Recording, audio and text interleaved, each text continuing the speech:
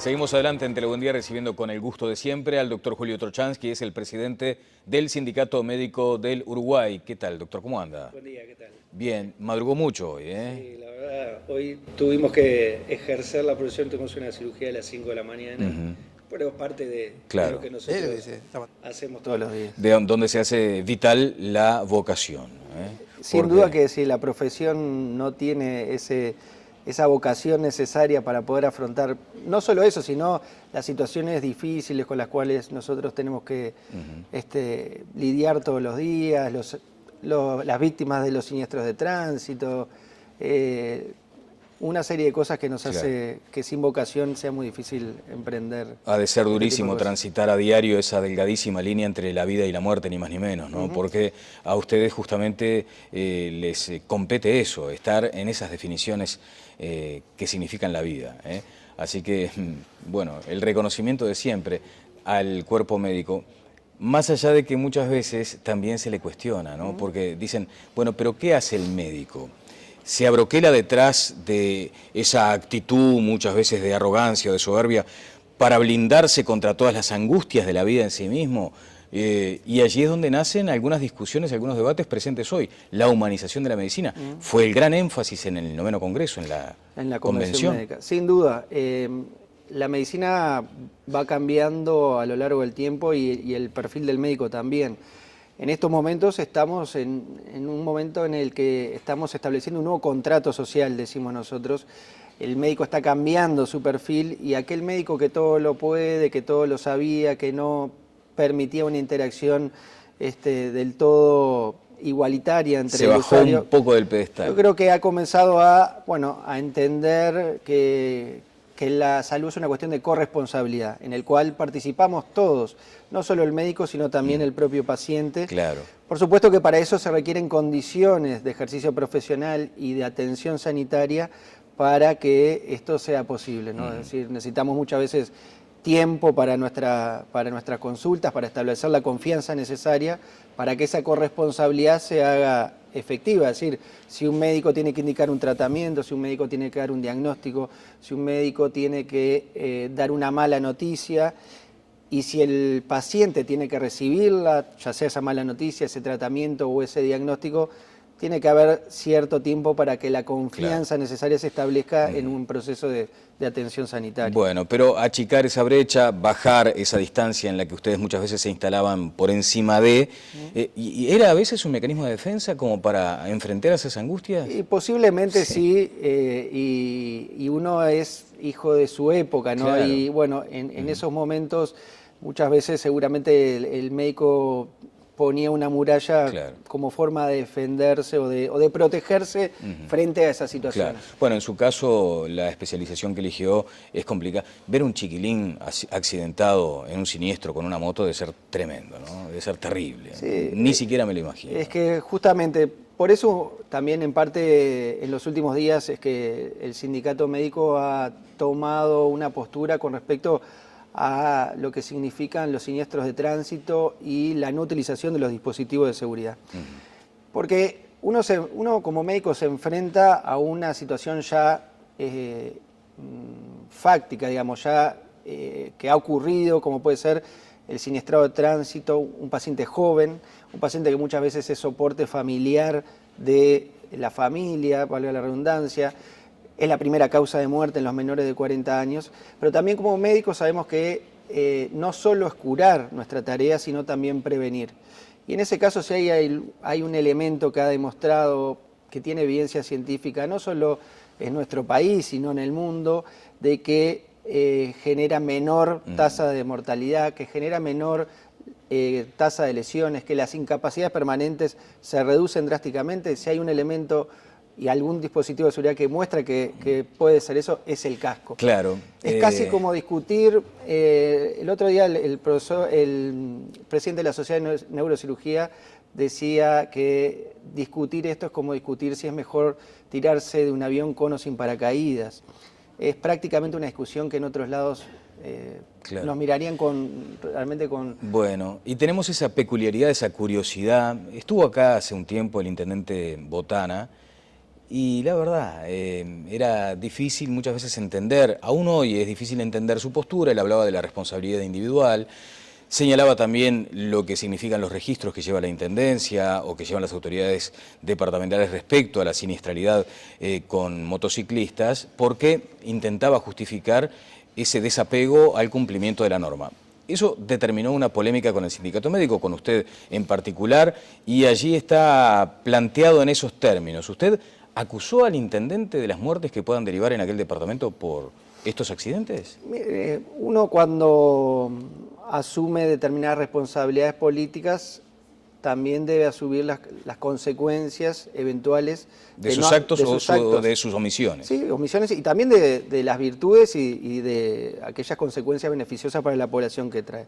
Pero evidentemente que acá hay una ley nacional que debe ser cumplida, una ley nacional que además está siendo cumplida en la mayor parte del país, una ley nacional que ha traído una disminución importante en materia de siniestralidad vial y en materia de uruguayos muertos y uruguayos lesionados.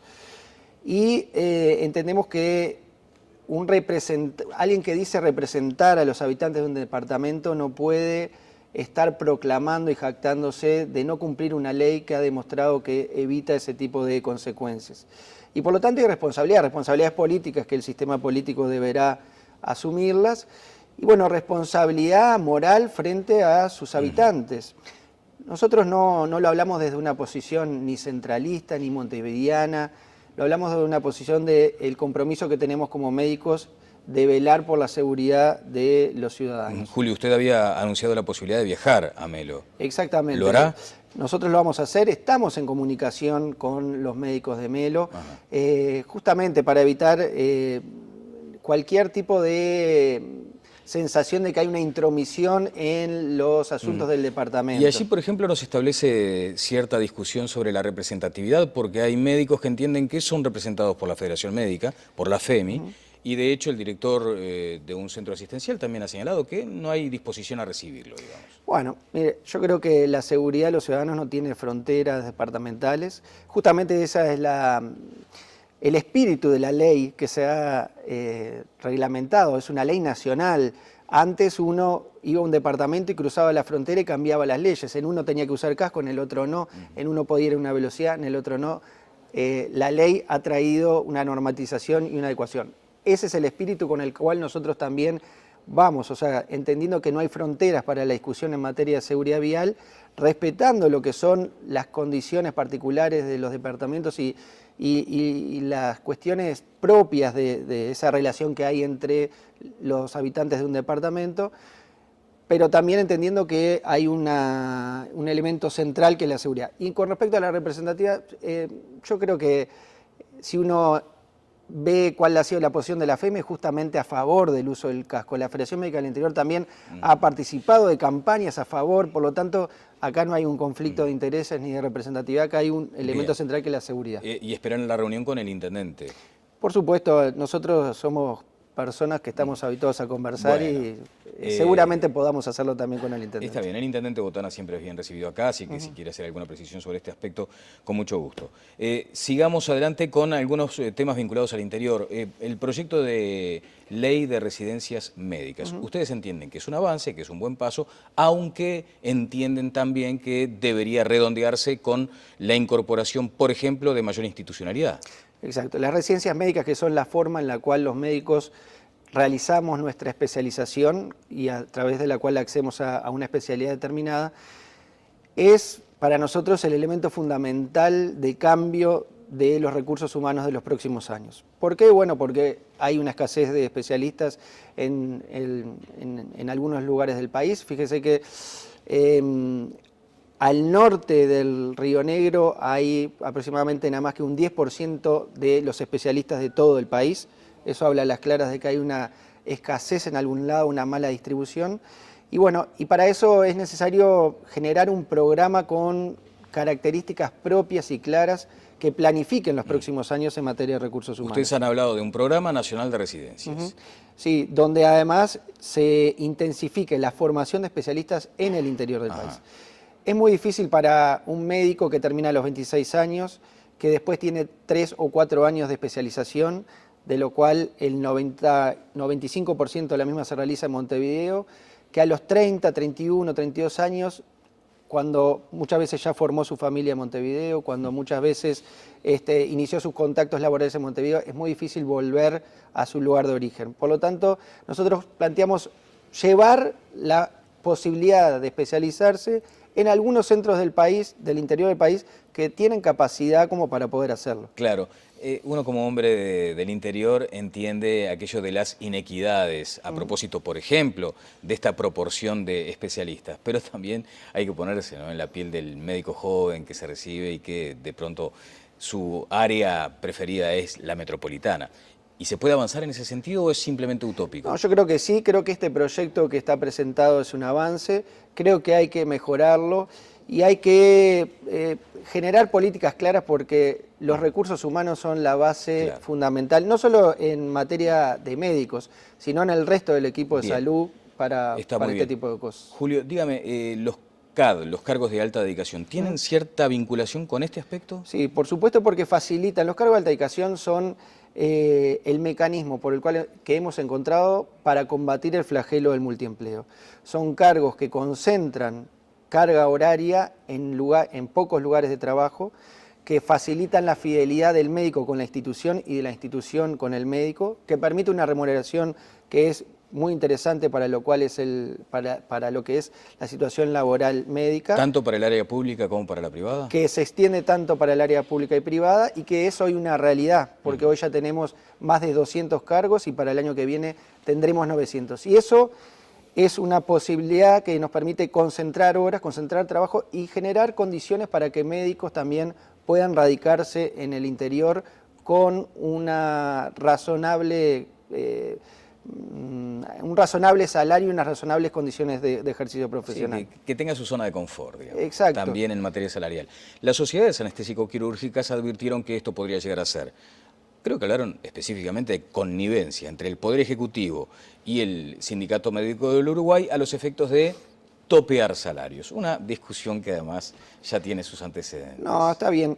Yo creo que en este contexto en el cual estamos estableciendo este cambio, en el cual estamos abandonando ese flagelo del multiempleo, bueno, siempre va a haber situaciones o corporaciones que intenten frenar los cambios para mantener algunos sitios de poder. Pero de todas maneras, estos cargos para nada topean salarios, estos cargos son el inicio de una carrera funcional, por lo tanto la remuneración está planteada como un inicio. O sea, y tienen el piso, una escala. Tienen el piso en todo caso, el laudo, no el techo. Es que el laudo siempre es el piso en cualquier área laboral y después las instituciones pueden, si lo requieren para poder atraer a funcionarios a sus instituciones, aumentar. Pero además, este es el primer escalón de una carrera que irá aumentando en materia salarial. Bien, allí también hay algunos aspectos vinculados a la necesidad de que todo quede mucho más transparente en el cuerpo médico.